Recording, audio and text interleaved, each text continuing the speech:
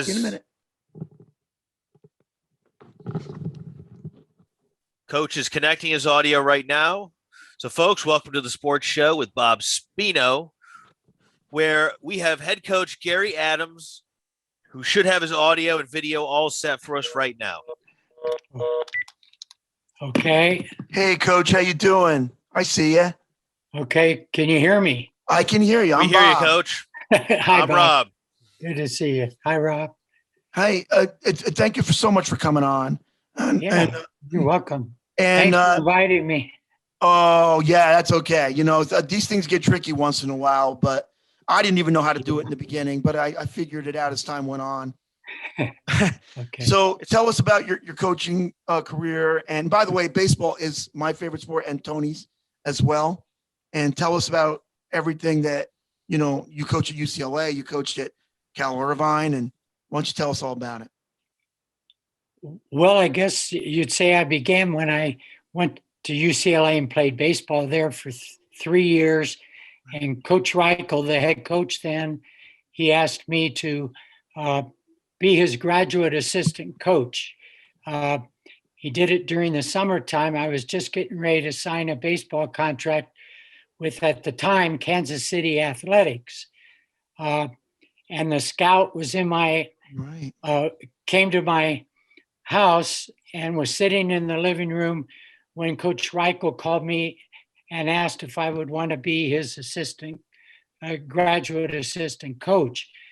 I would have signed with Kansas City, but I thought, boy, starting at a college like this, I better take advantage of it. And I told the scout, no thanks, I'm not signing. And he got kind of mad. He slammed a book he had and just slammed it and walked out. We became good friends later on, but, right. He wanted me to sign. So, and anyway, for 2 years working on my master's degree, I went to UCLA and I coached. I assisted Art the first year, and then the second year I was the head coach of the UCLA freshman team. In those days, you know, freshmen couldn't play varsity baseball. Varsity, right. Or basketball either. Or basketball. Right. Anyway, after getting my master's degree and coaching 2 years there, I was asked to be the assistant coach at UC Riverside. Mm-hmm. And for 4 years, I assisted a coach named Don Edwards, who was really a great baseball man. He was an All-American pitcher at Western Michigan, but I was his assistant for 4 years. And a new school opened up, wanted a baseball program called UC Irvine. Right. And I decided to apply for it. And I did. And I lucked out. They hired me, not much experience, but they hired me and I coached 5 years there. And because we did pretty well at UC Irvine, we went to the NCAA playoffs every year, and we won 2 back-to-back national championships my last 2 years. So J.D. Morgan, the athletic director at UCLA at the time, we were celebrating on the field in Springfield, Illinois after winning the World Series. I was celebrating with my team, and I could hardly hear him on the phone, but I thought he said, I'd like to interview you for the head coaching job here at UCLA. And I said, can I talk to you later? It's too noisy around here. Right. First the scout and now the big wigs at UCLA. Oh, yeah. Hold on. So anyway, when I got back to California, you know, he called me again and asked to come up for an interview. So I did that. And he interviewed me. And I told him I'd like to think about it because I really did love coaching at Irvine. Sure. And we had my wife and family, we had a house nearby. And anyway, after about 3 days of thinking of it, I called up JD and I said, I'm sorry, but I'm going to stay at UC Irvine. I didn't tell him my reason that we looked for a house up there and they were so expensive, you know. Right. But anyway, I told him no. And one a UCLA alum and a fraternity brother of mine at UCLA, he couldn't believe I turned it down. He said, "You're crazy for turning this down. This is your alma mater." I said, "Yeah, I'd love to coach for my alma mater. However, you know, we can't afford to go up there." JD was never known for overpaying his coaches, you know. I mean, he paid, Yeah. Coach Wooden made $32,500 his last year Right. at UCLA, you know, right. on 1-year contracts, Right. you know. So it wasn't the money as far as the salary. They were offering me more than at Irvine, but getting a house was so expensive. So anyway, my friend talked me into calling JD Morgan back and saying, because my friend said, we'll find a house. Right. So he loaned me some money to buy a house for a down payment. And he had an interest plan that was really good. Mm-hmm. So I called JD and asked if he still needed a coach. And he said, "Well, Gary, I sure want a coach that wants to coach here." Oh, yeah. Kind of sticking you a little bit. So will you come up and visit with me again? Well, so I did that. You know, I got to tell you though, you did great at Irvine. You won the national title there, right? Yeah, back to back twice with a brand new program, right? Right. It was brand new. Yeah, brand new program. Yeah. So anyway, I went up there quite humbled by the fact that he was still offering me the job. He told me over the phone, "Well, I have been talking to other people." You know, he had this deep, growly voice. It was quite intimidating. He intimidated even John Wooden at times. Oh, that's hard to do. Yeah, I know. John and I talked about it, and he had a big sign on his desk. He's sitting behind his desk, and then a coach would be sitting in front of his desk, and the sign says, "Winning solves all problems." Mm-hmm. And John and I talked about that sign, and John, he said, "You know, Gary, winning doesn't solve all problems. In fact, if you cheat and get caught, you know, you have more problems than you wish you hadn't won," you know. Right. So anyway, getting back to the story, JD, despite my saying no the first time, did hire me, you know, and that's how I became the head coach at UCLA. And you were there for 30 years, and you had some really great players under you too. Yes, blessed to have some really good players. I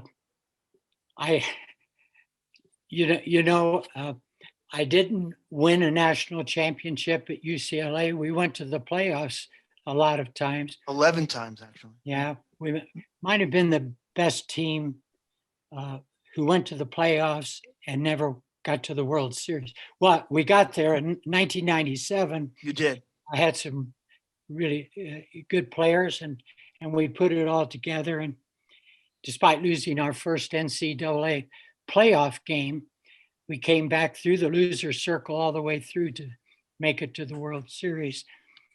But right. Anyway, what a great time it was to coach at UCLA, and probably the biggest blessing I had of all, was the fact that after my very first year at UCLA was Coach Wooden's last year at UCLA. Right. And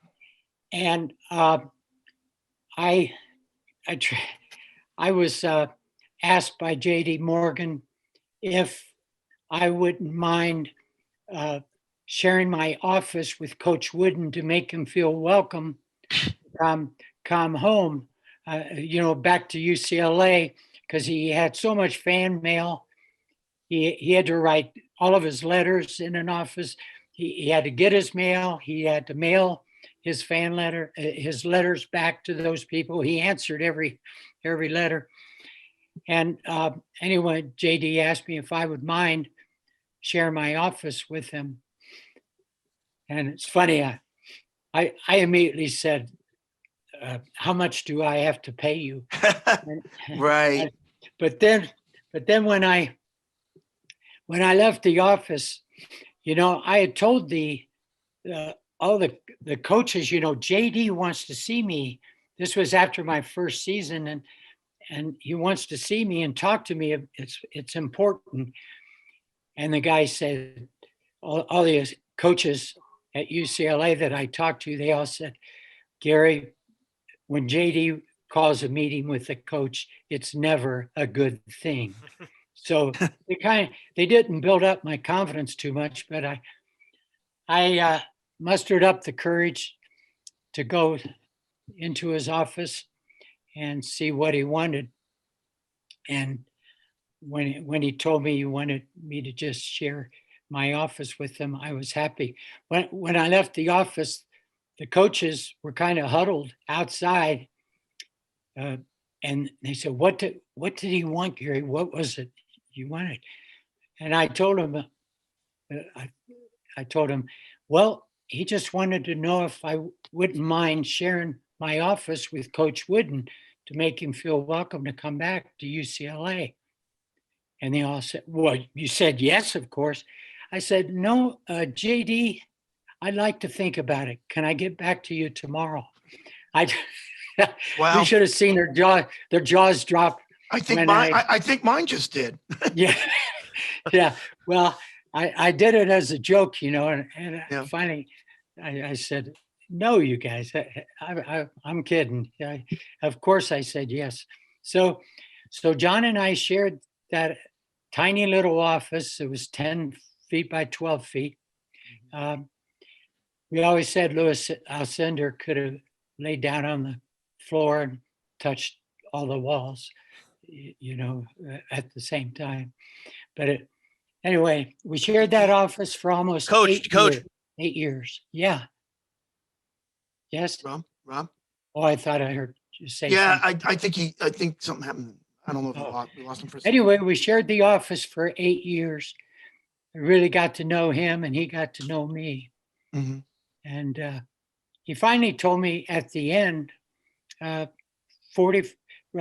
before he died, he told me something that I never knew. And he's, as he was lying in bed, and he had only 44 days to live after that. Right. He said, Gary, it wasn't JD's idea to ask you to share the office. Mm-hmm. I said, it wasn't? Well, who was it? He said, it was my idea. I told him. We tried to share an office for 2 months with Gene Bartow, the coach that took over. And I told JD at the beginning, this was not a good idea. I don't think Gene would appreciate me being in his office all the time. And I'd feel uncomfortable there. And then JD asked me, I'm speaking for John here. And Gary, JD asked me, who would you want to share an office with? And he said, well, baseball is my favorite sport. Yeah. If Gary wouldn't mind, I'd like to share an office with him. That's great. So that was the first time I had ever heard that. It really hit me. Yeah, I mean, Yeah. and you wrote a book about Coach. You wrote a couple of books about Coach, right? And Yeah. you mentioned my brother. He wants to thank you for that, and he loves you for that. And Well, he told me to tell you. He told me to tell you okay. that he did coach with you for a season, but he wishes it was a lot more because baseball is my favorite sport and his favorite sport. And he said you were the best. He said you were the best. Well, he was the best trainer I ever had because Tony, you know, the trainers I had were all student trainers and they were good, you know, Mhm. but they were scared to death to battle the athletic department. Tony had no qualms battling JD or anybody else, you know, No, he didn't. and baseball was his team that final year. They gave me finally a full-time trainer. You know, it was quite an honor to have Tony after all the years he had been a trainer there. Mhm. But anyway, Tony, in the past, if a baseball player was injured and went to the training room to get fixed, Right. the patented answer from the head trainers was, "Hey, I got some football players here I got to take care of. I got some basketball players here to take care of. You go to the end of the line." Wow. And my players would come back and tell me those stories, how they didn't treat them, you know, they go back again and it's still, they just, they put all the so-called minor sports, you know, way behind the football and basketball sports. Right. And Tony he would hear none of that. He would fight for the players and they would get in based upon the time that they came in, you know, not put at the end of the Back line, of the line. you know. So Tony was really tough and courageous, I thought. Plus, he was good at the job, the best I ever had. Yeah, you know what? I tell him that all the time. I go, you are definitely one of the best trainers on this earth. There's no doubt. I wrote these two books. I don't think I'd have ever written either one without Tony's input. That's how Right. You much want I to? like him. Oh, Yeah. thank you for that. Do you want to tell us about the books and some of the stuff you wrote about Coach and Tony? Well, the first book I wrote was called Conversations with Coach Wooden. Right. Uh, and that that was published in 2013 by a publishing company. And I really enjoyed writing that book. There's a story how I got the idea to do it because I never thought of all the years I was with John and we were friends for 36 years total. I I never thought of writing a book about John Wooden, but John died in 2010, and I was riding in the car. I was driving, and my wife was on one side in the passenger side, and one of my five daughters, one of them was in the back. She was a high schooler at the time. Right. Anyway, we were listening to the news that John had just passed, and they mentioned something about how he liked baseball a lot. Loved it. He played it. He was Yeah. great at it. Yeah. And anyway, I said, you know, somebody ought to write a book about John's love for baseball. You know, everybody connects him with basketball, but somebody should write a book about it.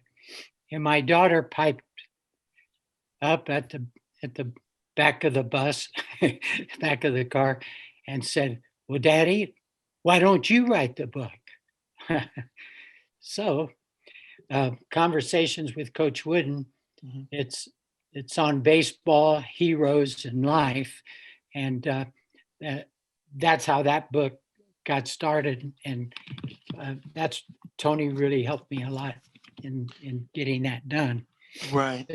This past book that I just wrote and just came out on Amazon just about 3 weeks ago, brand new. It's called Winning with Honor, John Wooden and Dave Roberts by Gary Adams. Yes.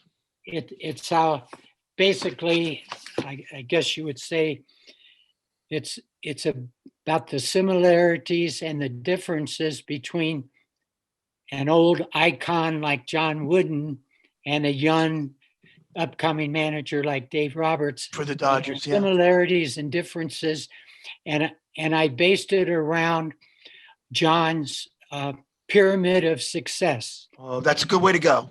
Yeah, that was Yeah. my outline. Right, My table right. of contents is simple.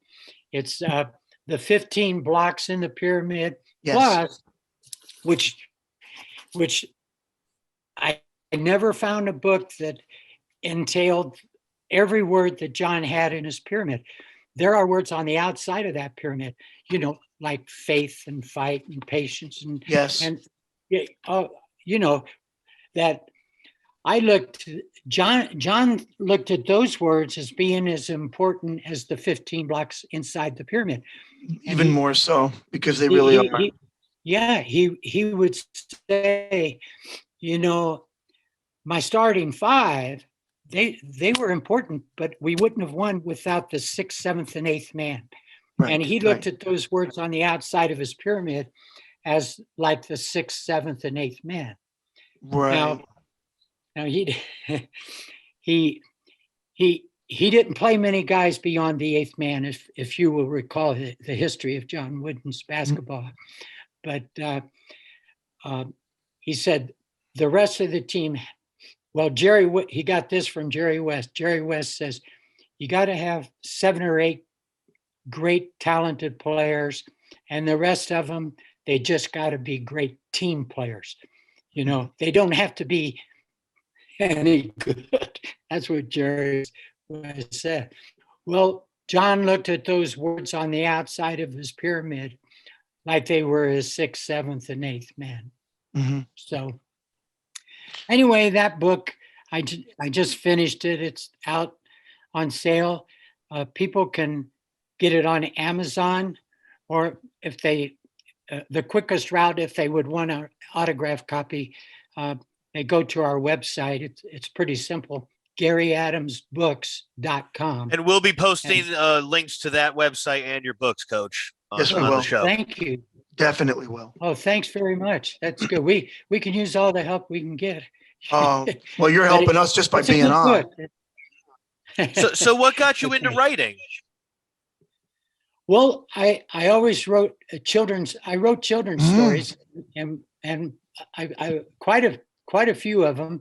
And my kids, that's why my daughter in the back, I mean, they looked at me as much as an author as I was a coach. So that's why they said, why don't you write the story about John Wood? So, so I've always written. I mean, in high school, my favorite class was English. My least favorite class was math. I wanted nothing to do with math, but I loved English, and I had great teachers in English, and I give them credit for inspiring me to write, because my English teachers, that they would ask for the students to write things, and they liked reading my stories to the class. That's really, really great. Now, are they like, do a lot of kids all know your books? Like, is it really famous? No, nobody knows them better than my kids, because I told them Of the course. stories first verbally every night before they fell Went to asleep. bed. Yeah. And they say, you got to write a book about this, So I wrote books. My players, quite a few of my players know that I write books. We're not good at when it comes to marketing, so that we just kind of started marketing with this last book that I wrote.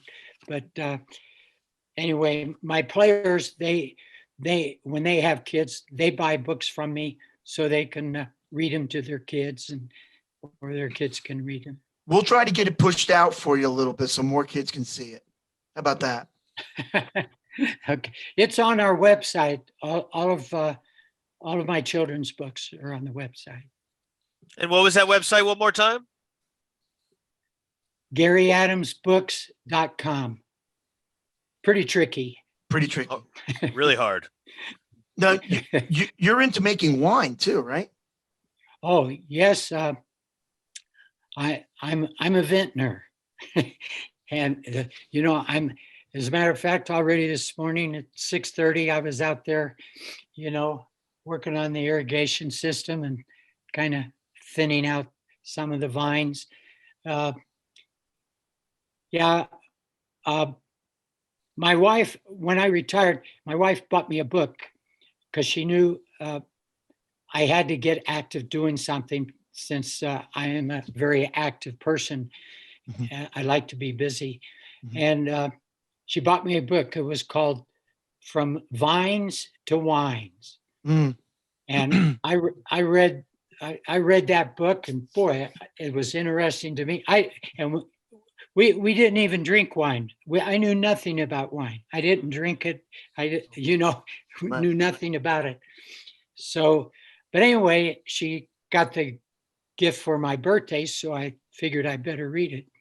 So I read it. I read about the first 9 chapters.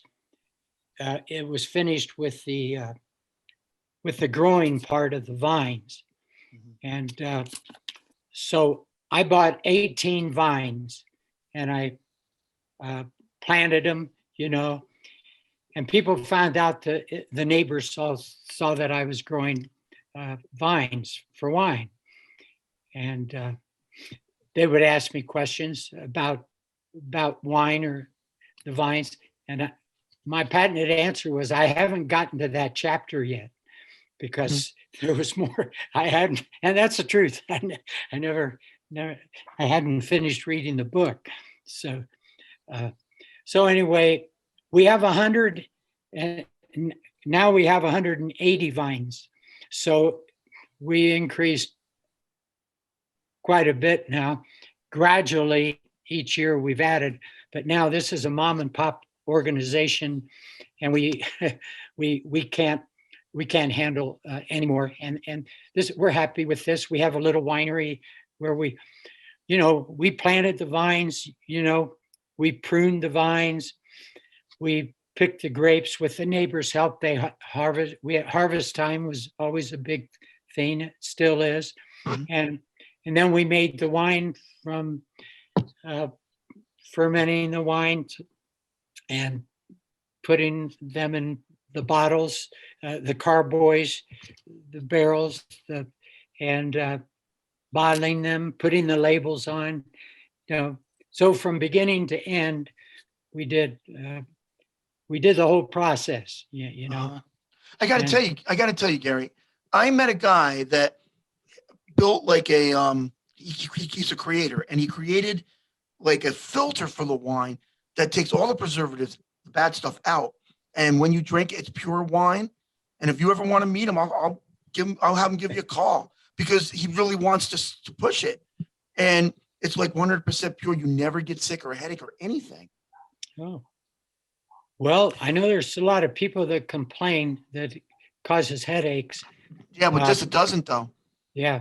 Well, I would say that half of those people complaining that it gives them headaches is probably because they drank too much. Yeah. It's called a hangover. Yes, that's true. That's a good In point there. layman's terms, it's a hangover. Yes, that's a good point. But he said it's really good. Thank you. And I'll send him your way if you're interested. But okay, so you coached Todd Zeal, and who's with the Mets now. Troy Glatt. He's analyzing The Mets games.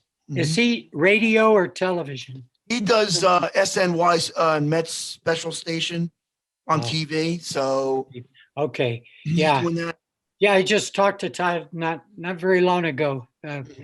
I run a baseball camp, and I asked him if he could come to the camp, but he was okay for last year because there wasn't much of a season. But this year he couldn't. But anyway, he likes his job. Oh, I would too. That's a great little job he's got there. I just wasn't sure if it was radio or television. Thanks for letting me know. Yeah, it's TV now. And he's with them. He was a Met player at one time, and I mean now he's working with them. What's Glaus and Utley like? Because they were amazing players. Utley was hard as nails. He's tough. Well, Utley, what they say, some people come to work and roll up their sleeves. Some people come to work. Let's see. Oh, some people come to work and turn up their sleeves. Some people don't turn up at all. Some people turn up their noses. Right.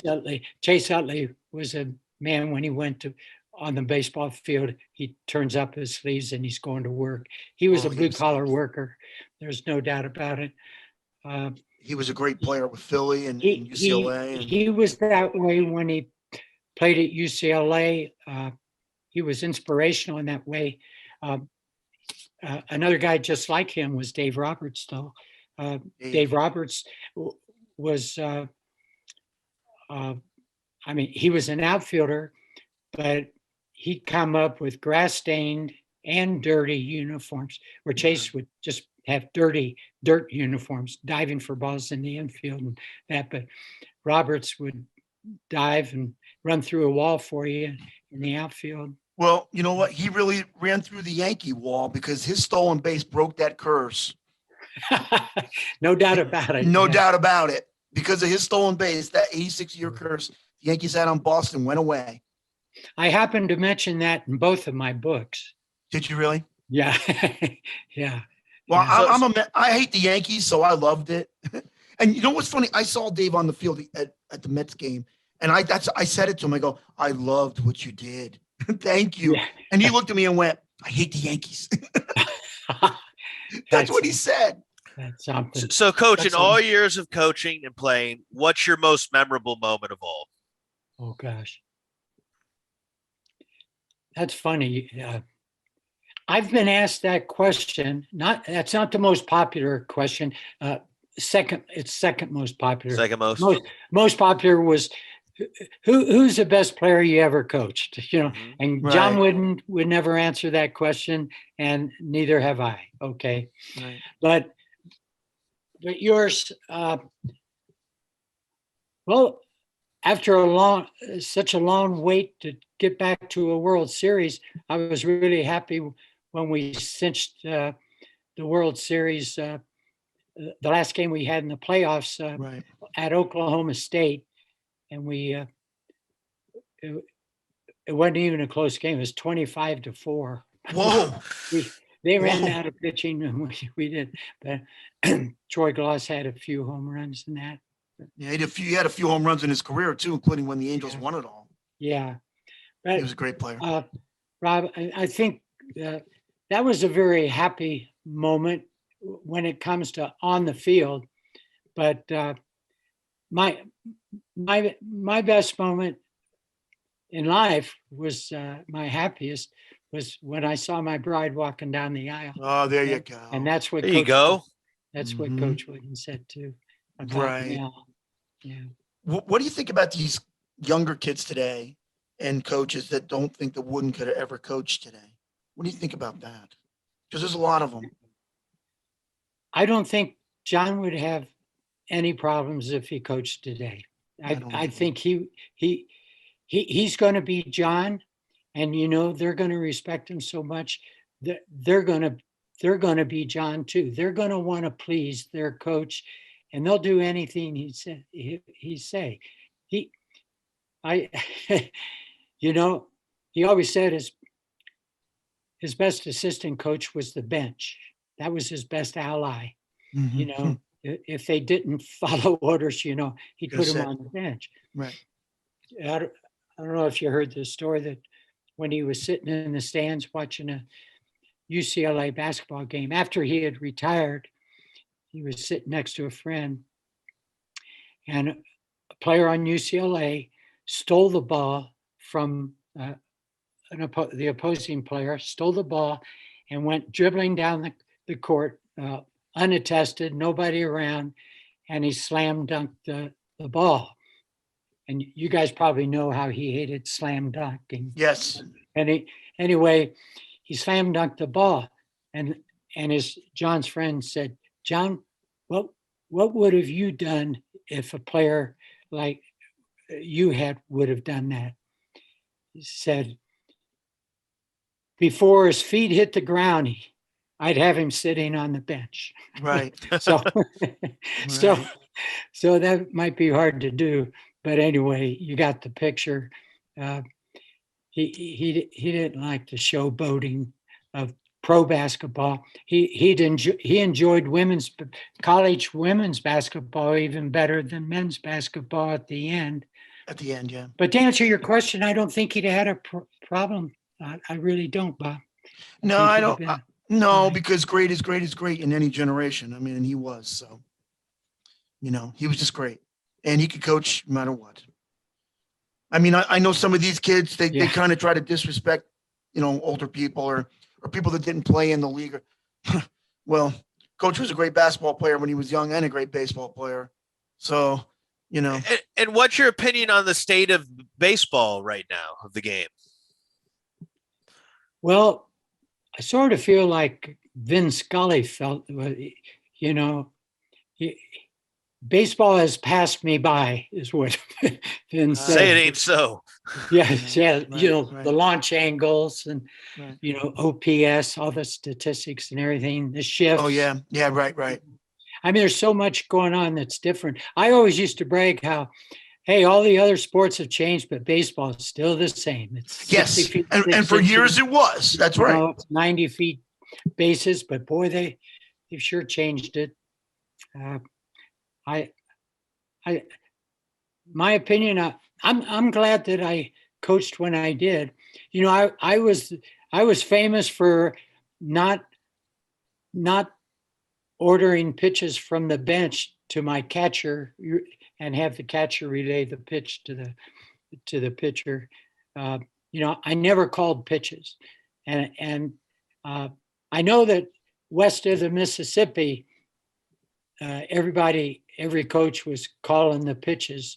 Mhm. Either the pitching coach was calling them or the head coach was calling them. And I had some good pitching coaches. Tim Leary, Yeah, Mets drafted him. Mhm. yeah, he played for me and he coached for me. He Right. coached when we went back to the World Series. And Right. anyway, it's I just refused to do that. I wanted my catchers to learn how to think for themselves.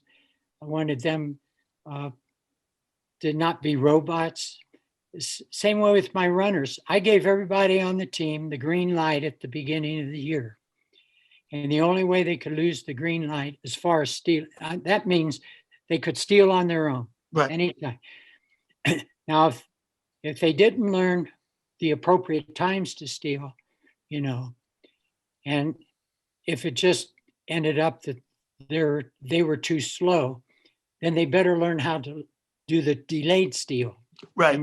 And we taught the delayed steal. Mhm. And that worked. We had a catcher one year, Tim DeCincy, Yeah. Doug DeCincy's son. Doug, yeah. He had 18 stolen bases, and he was the slowest guy on the team. Yeah, And- sometimes opportunity is more important than speed. Delayed steal. He had Right. the knack of doing it, and nobody paid attention to him until towards the end of the season. Then they started to look out Figuring for him the out. delayed steals. Who were your No. favorite players growing up? Well, you'll be surprised with this Okay. answer. Okay. Joe Nuxall, Oh yeah, Nuxie. Yep. Cincinnati. I grew up in Hamilton, Ohio, which was only 30 miles from Cincinnati. And so Cincinnati Reds were my favorite team up to the age of 14 when we moved to California. Was he the only one that his first two major league starts he threw two no hitters? Is that right? No, he was the youngest player ever to pitch and still Pitched- holds the record, 15 years old. Okay. And they called him That's up. never. Yeah. That's Yeah. never getting. Yeah, and he was a big left-handed pitcher. Yeah. He went to the same grade school as me, the same junior high. In fact, when I was he was already the hero of Hamilton, Ohio, a small town, when I was growing up. Mhm. And I wanted to wear his number in basketball. And he was, big. He was 6 foot something in junior high. And I was 5'4". But I insisted on getting his number to wear, and I had to roll it up. It looked like I was pregnant when I played, it was rolled up so much. But anyway, yeah, Joe Nuxaw, and then there was the center fielder for the Cincinnati Reds was Gus Bell at the time, number 25. Isn't that Buddy's father? Yes. Uh-huh. Yeah. And wait a minute, it could be his grandfather. I thought there were two Bells that. Oh, maybe you're right. There was a whole bunch of Bells that played through the couple of generations, kind of like the Boones, right? Yeah, like the Boones. Like the Boones. But anyway, Gus Bell was another favorite player. So those are my favorite players, Rob. So now there you have it. It's got it. You didn't go, but University of Cincinnati didn't seek you out at all? Well, we moved to California when I was 14. Right. Oh, okay. So we came out here, and I went to high school at Riverside Poly High School, and played baseball there, and then I have a twin brother, and he got a scholarship to go to UCLA, and I tagged along, but Coach Reichel did get me a good job bussing dishes in the cafeteria. So that was my scholarship the first year. Now you gotta be going nuts with the way they're only playing 7 innings in a doubleheader now, and how they're putting a guy on second base in the extra innings. That's insane. That you're not earning anything. You're just putting a guy on second base. Something's not right there. Something's not right there. Yeah. The old people who go to bed early appreciate it, though, because I guess so. Stay up for an 18-inning game, But isn't that the fun of it? Staying up late at night in the summertime when you're a kid? No, when you're a kid, it's great. But in talking to my older friends, they really appreciate that new rule. Really. I mean, we go to bed at 9:30. Right. Sure. So it's not the days when we could stay up long. So anyway, for the old people, though, they don't like any of the new stuff that's going on right now. I tell you, because I get asked that a lot. What do you think of what's going on now? But I like the game the way it was played. Sure. And they're even talking about moving the pitcher's rubber back. They are. You know what, too? The bunt is gone. The hit and run is gone. It's insane. And what's this deal about the pitchers being taken out with 100 pitch? Will you please stop? If the guy's going good and he's not hurt, keep him in. If he's going bad, take him out. Yeah. It's not that hard. I mean, yeah. Even it's changed that much since I last coached in 2004 was my last season. And we never worried about pitch counts. We never thought about it. As long as a guy didn't have a couple of innings where he's throwing 35 pitches in an inning. Sure. But spread out. And here's another exception. When we were in the World Series, the first game of the World Series, it went 13 innings against University of Miami. Right. And Jimmy Parquet, left-handed pitcher, he pitched for the White Sox. Eventually. Yes, he was good. Yes. He threw 144 pitches. Now, that sounds like an awesome number, but wait till you hear the end of the story. The end of the story is one of his best pitches was a changeup. He threw 40 of his 144 pitches were changeups in that 13-inning game. He came out in the 11th, but for 11 innings, a changeup doesn't take anything out of your arm. It's like playing catch with your dog. Exactly. You could do it all day. Exactly. Yeah. So anyway, No, we didn't really. Tim Leary has the most complete games in the history of UCLA baseball. Most complete games. Second is Tim O'Neill. Never made it to the big leagues, but he was a great pitcher for me at UCLA. And third was Ed Cowan, a pitcher. Those three guys are 1, 2, and 3. I don't think their records will ever be beaten because pitchers don't complete games anymore, even in college. No, they don't. You know, And- they have closers. And my brother and I talk about baseball all the time. Okay, because Uh-huh. and he always brought coach to a lot of the games. Yes. And I told him, I go, let me tell you something, Tony. And everybody believes in pitching and defense and the whole thing. I go, but do you remember the original quote? The original quote was made by one of the pitchers for the Yankees in the 60s. And the quote went like this: good pitching and good D stops good hitting, but good hitting and good D but hitting stops good pitching too when it's great hitting. And that's right. I go, the Yankees have won all the World Series because they always had the best hitters.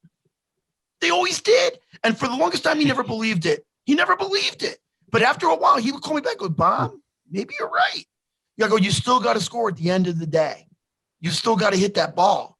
And, they've always, look, I know they have a lot of Hall of Famers, but most of them were great hitters. There's a few pitchers in there, but most of them were great hitters. And that's why they win. And Steinbrenner knew it. That's why he would just buy the best hitters all the time. And, he knew. And if it didn't work, oh, well, I tried. We'll just do it next year. But when all things are even, say you got two really great hitting teams battling each other. Okay. Right. I've always said, timely hitting.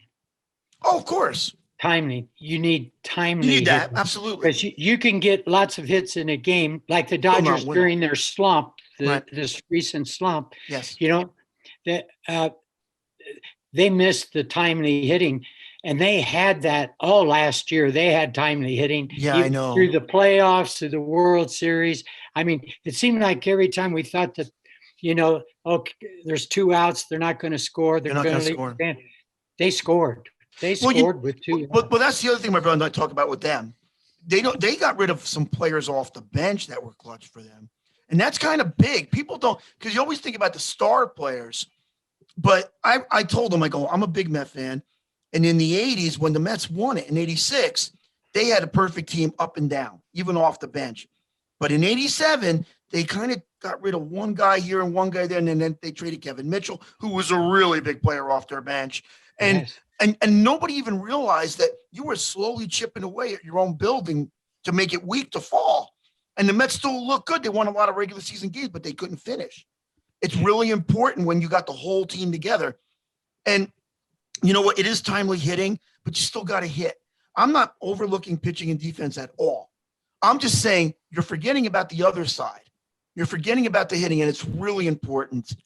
And at the end of the day, you still got to score the most runs or you don't win the game. So, Yeah. you just don't win the game. So is that what teams are doing? They're trying to load up on pitchers and maybe neglecting the hitting aspect?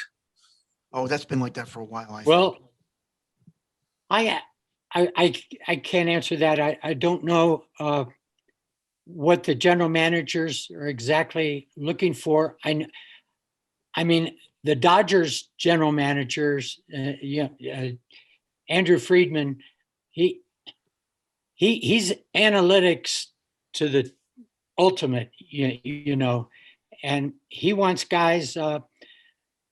The ideal hitter for him would be Max Muncy, who gets on base but hits home runs. I think he would take 9 guys like that, but notice it took Mookie Betts. That was the difference maker for the Dodgers team. Oh yeah. That guy is so clutch. He was great in Boston. He's great here Yeah. with the Dodgers. He's amazing. As he goes, the Dodgers go. Yes, he's a player. It isn't Max Muncy. Max, I like him. He's but I wish he'd swing the bat even more. Right. Instead of take. But But he I'm gets on I'm base. still a power hitter guy. I still think you got to pop those home runs. Oh, I mean, yeah, you do. Well, you Mookie can do, do you that. do. And and the other thing I talk about my brother with, and we discussed this. I told him about a year and a half ago. I go, as they take the pitchers out, and the Dodgers were the biggest beneficiary last year when they took Snell out of that game, Tampa Bay in the World Series, because I don't know if he would have given up the run the way he was going. And I mean, and the Dodgers were overjoyed if you looked at their bench when he did it. But um, I said one thing they should have this stat, ML, and he goes, "What's that?" I go, "Managers losses," and he goes, "Why?" I go, "Because that's how many." They never talk about how many times the manager takes the guy out too soon or at the wrong time and loses the game because of it. The other night it happened. The Yankees were playing against Matt Scherzer. Oh, and they pitched him 8 innings, and all he had to do was throw 3 more outs, and they decided to yank him. The minute they yank him, boom, Yankees win the game. And I mean, because they were playing Washington, the Yankees, the other day, and no, it's how many games. You can sit there and 100 pitch count me all you want, but how many games does the manager make the mistake and take the guy out and lose the darn game, or even big games like playoff games, and it needs to stop. And I mean, analytics to me is a joke. Like I used to say, for every 10 stats, 2 are great, the other 8 just confuses you. You could just confuse yourself right out of doing the right thing if you look at enough stats. Yeah. I go, but you look for the best 2, you keep them, and you go from there. Baseball is still baseball. It's a simple game if you play it right. You don't got to it's a beautiful game. They're trying to destroy it with all this other outside interference. It really true. It's true. I like your idea of the manager stats. I think it'd be fun. Oh yeah, no, I didn't mean to pick on you. I know you're a manager. Yeah, but here's one thing though, the intangible of managing Right. that you can't put a number to. Mm-hmm. And the intangible is what does the manager say to his players when the game is over or before the game begins? And how do they look at their manager? Does he care about them? Does he really care about us, or is he just in this for him? Um, I I can't think of a better manager of the intangibles than Dave Roberts. Oh, Dave's great. That his players love him. You know, they know he is loyal to them. I mean, Yes. how many times have I sat there and said, "No, Dave, don't bring in Kenley. Don't bring in Kenley." And Right. time. Right. But but uh, Dave Roberts is loyal to his player, and his faith and his patience pays off a lot of times. And his players, I think they perform as much for him as they do for themselves. Really Oh no, they do. They do. I mean, I I remember the only manager that was like kind of a Captain Hook when we were kids was Sparky Anderson. They used to call him Anderson. That. Right. Yeah. He would yank him out every 3 seconds. But you know what? Like as a rule, and I know Tom, and I'm a big Met fan. I think Tom was they actually ranked him the best player in the last 50-year pitcher wise, which is something I knew as a kid because the Mets were so terrible. I would pick up the paper when I was 10 years old and go, "Who's pitching today?" We're going to lose. But when Seaver pitched, "Oh, we're winning today." And they looked like the best team on earth whenever he was on that mound. Yeah. And if the manager tried to come out and take him out, he go, "What are you doing here? What do you want from me? I'm not leaving." Can you Now, Coach. Yeah, go ahead. Oh, sorry. Now, did you have any association with the U.S. national team at all? Just my players, them calling me and asking what their character's like, because we had so many players from UCLA that played on the USA national teams, so I never got involved with the organization. I just tell them, hey, you got a good character here. I never did. I actually thought 99.9% of my players were good characters, so Now, that's Coach, all I was asked. That was only my one involvement. now, Coach, I was talking about Seaver, and you said, can you imagine what if somebody tried to take, he was tough. He did not want to come out of a game. Well, they couldn't. Can you imagine going out and telling Bob Gibson or Don Drysdale, well, you've reached 97 pitches. I'm taking you. I mean, have a nice day.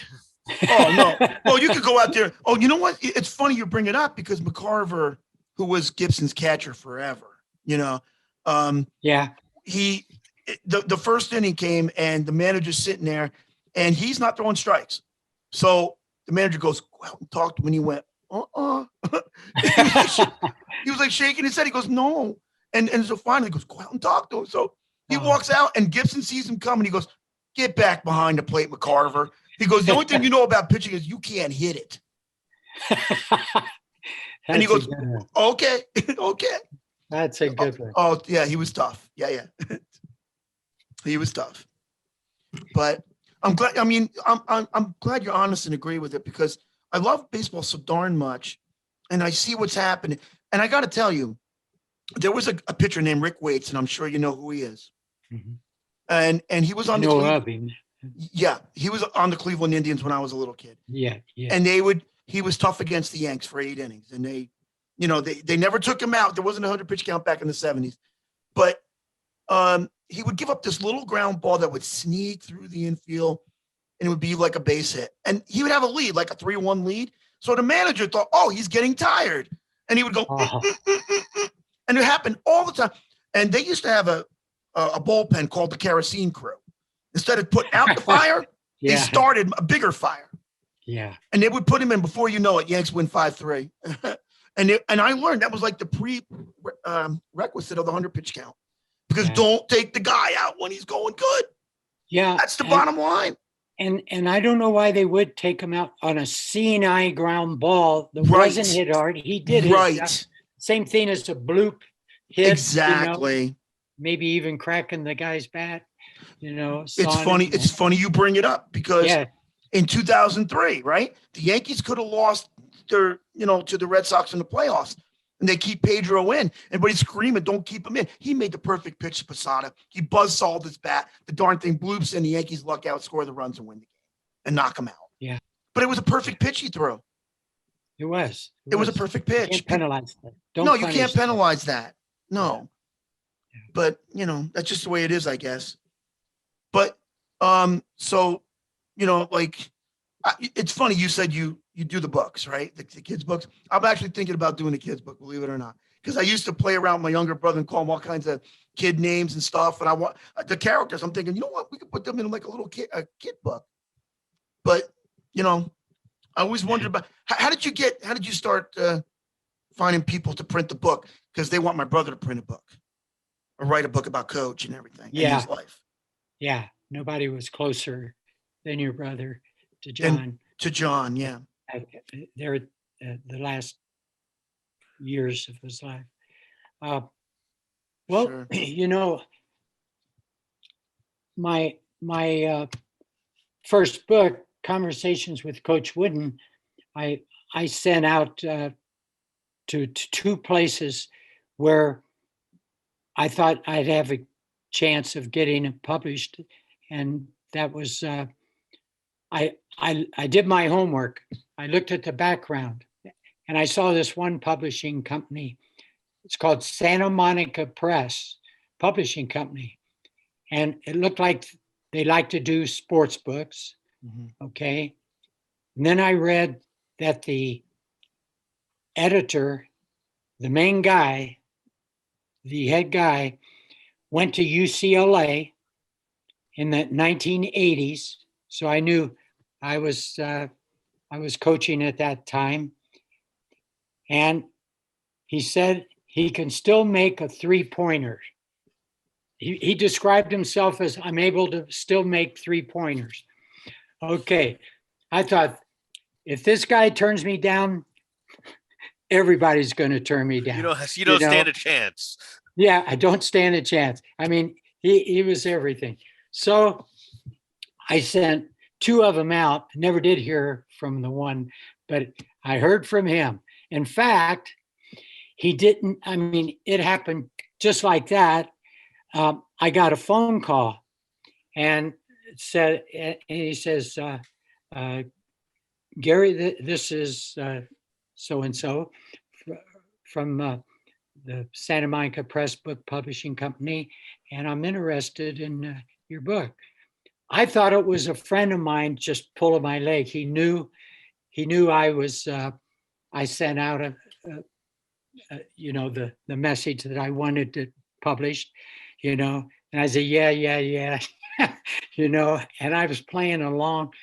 Okay, and then something hit me and said, "This is real. This guy's serious. He wants to publish my book, I think." And then he said, "Could you send me a few chapters, sample chapters, and we'll see what happens." So I sent him a few chapters, and he liked them, and he published my book. So I think, like in Tony's case, he's unique. He's in a position where he could be the best guy to get to write a book. And I mean, I'm not so sure Tony can even say everything that he knows about Coach, because Tony once mumbled something to me. He said, but I can't say this or that, but anyway, he should do his homework and look for a publishing company like I did, Well, I got to tell you, Coach told him to write a book, and he told Coach yes, and he still hasn't done it. And you know what? Actually, Jabbar said this to Tony. Yeah. I have a great title for your book. And he goes, "Really? What is?" He goes, "From the Other Side of the Bench," because that's where the trainer sits, on the other side of the bench. Oh, that's right. And that's a great title. And I think everybody should know about who my brother is too, because he's done a heck of a lot. I know. You know what I mean? In fact, he should be in the UCLA Hall of Fame. Fame. Yeah. What are they waiting for? I've nominated him. Right. Right. But he would be classified as one of the honorary. I forget what they call it. There's a particular category who contribute to UCLA. They might not have played there, but they were in some capacity, whether it be a trainer or an administrator, they did enough for UCLA to be in the Hall of Fame. And they used to do it once every 3 years. They'd have somebody like that. Then they made it once every 5 years.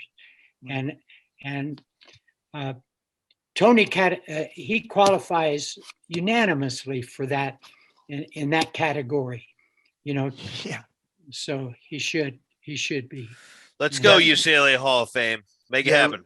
What are you guys waiting for? Yeah. What are you guys waiting for? Yeah. But you know what? You just had an amazing career, and my brother has nothing but great things to say about you.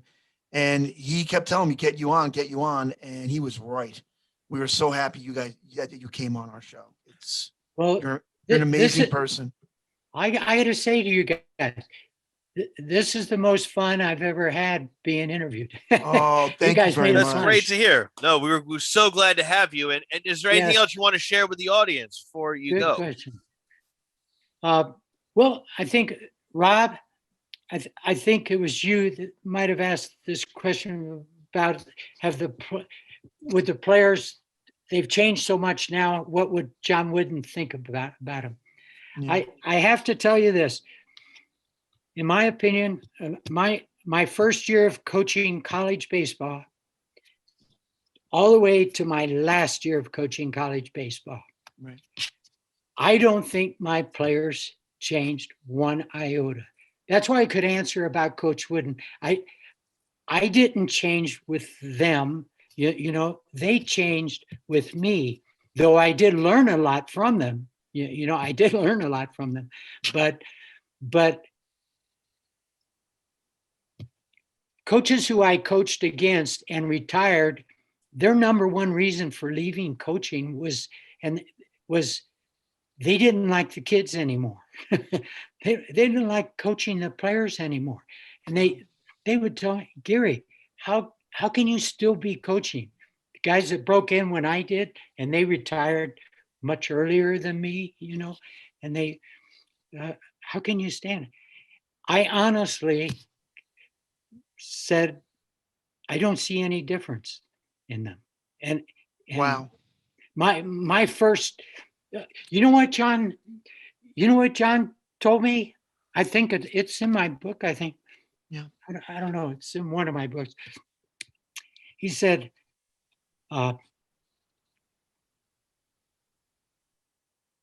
everybody tells me that the 1964 team must have been my favorite team. And he said, my last national championship in 1975 was just as, I liked just as much as my 64 team. Wow. And that always hit me, because I always felt the same way about my teams, from 1960,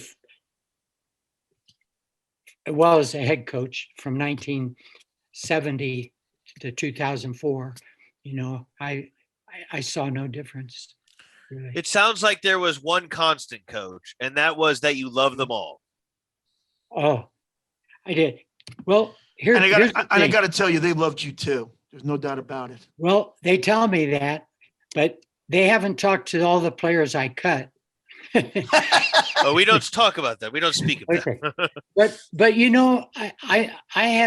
I feel like John Wooden felt, he said this, because I asked him once, did you love your players, John?